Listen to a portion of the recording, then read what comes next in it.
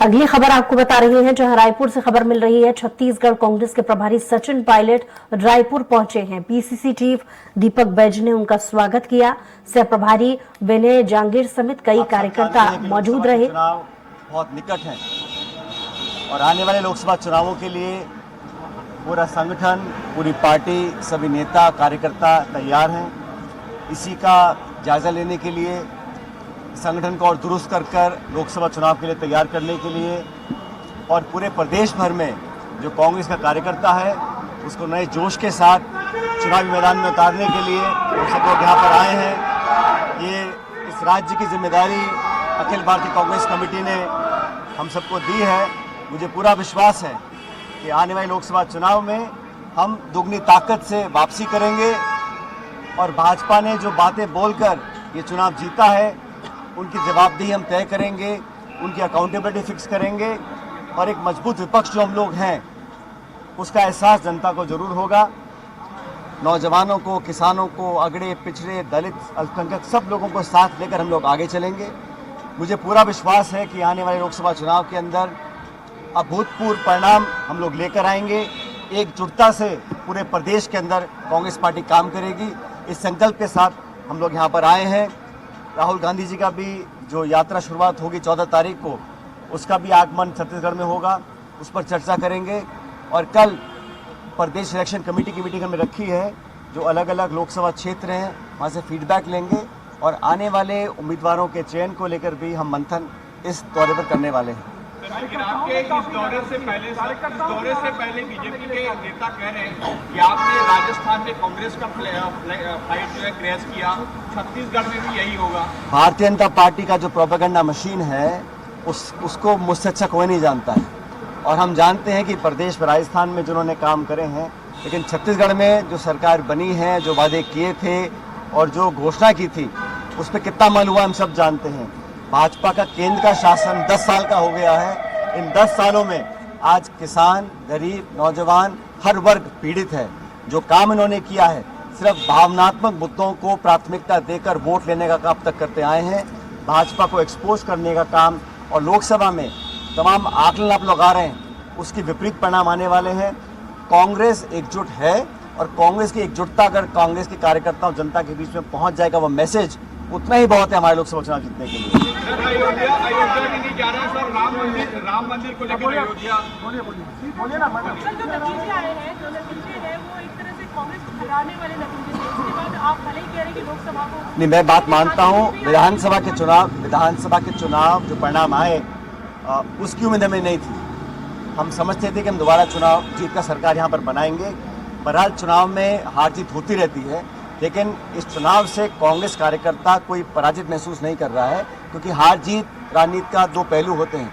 लेकिन हम लोगों को जो सिद्धांतवाद राजनीति हमें करनी है, जो लोगों का संरक्षण को करना है, और छत्तीसगढ़ में मैं मानता हूं कि यहाँ पर हर गांव, हर ढाणी, हर शहर, हर कस्बे में कांग्रेस का कार्यकर्ता झंडा मौजूद है।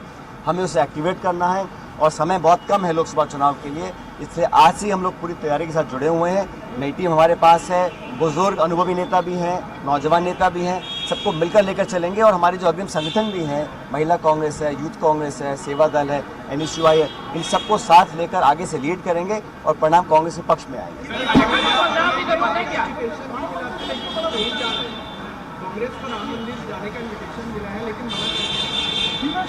देखिए, इस पर कांग्रेस पार्टी का स्पष्ट एक स्टेटमेंट कल आ गया है और मैं हमेशा इस बात को कहता आया हूं कि राजनीति और धर्म को अलग अलग रखना चाहिए।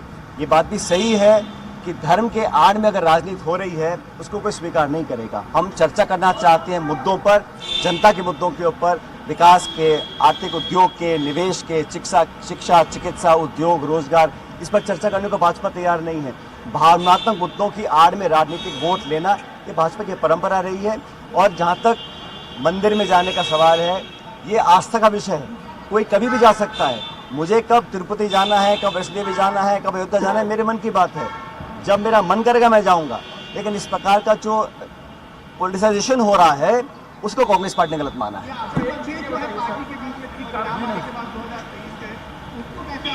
दोबारा बोलिए।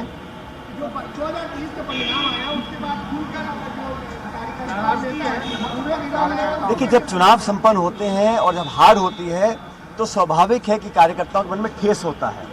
सभी कार्यकर्ता नेता चाहते हैं सरकार बने, अब नहीं बन पाई है तो कहीं थोड़ा बहुत मनमुटाव होता है, लेकिन प्रदेश अध्यक्ष जी ने, हमारे नेता प्रतिपक्ष ने सबसे चर्चाएं करी हैं। अब सारी बातें बुलाकर हमें आगे की ओर देखना है। अब लक्ष्य ये है कि देश में कांग्रेस और इंडिया अलायंस कैसे मजबूत होगा।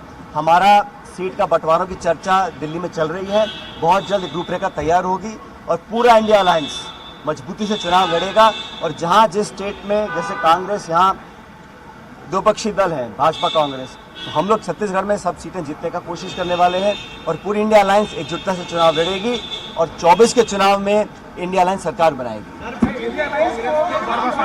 लास्ट क्वेश्चन,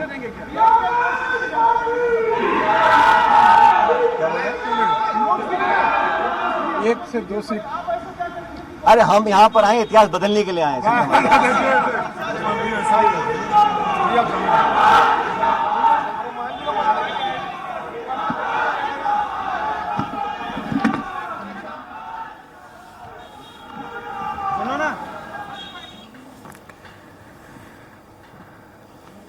तो सीधी तस्वीरें अभी तक आप देख रहे हैं, जहां रायपुर एयरपोर्ट पर जैसे ही सचिन पायलट पहुंचे, कार्यकर्ताओं ने, नेताओं ने उनका जोरदार स्वागत किया और उसके बाद सीधे उन्होंने मीडिया से इंटरैक्ट किया और साथ ही पत्रकारों के सवालों के जवाब भी उन्होंने दिए। ये बताया कि आखिर किस तरीके की रणनीति के तहत लोकसभा के चुनाव में अब छत्तीसगढ़ कांग्रेस मैदान में उतरेगी।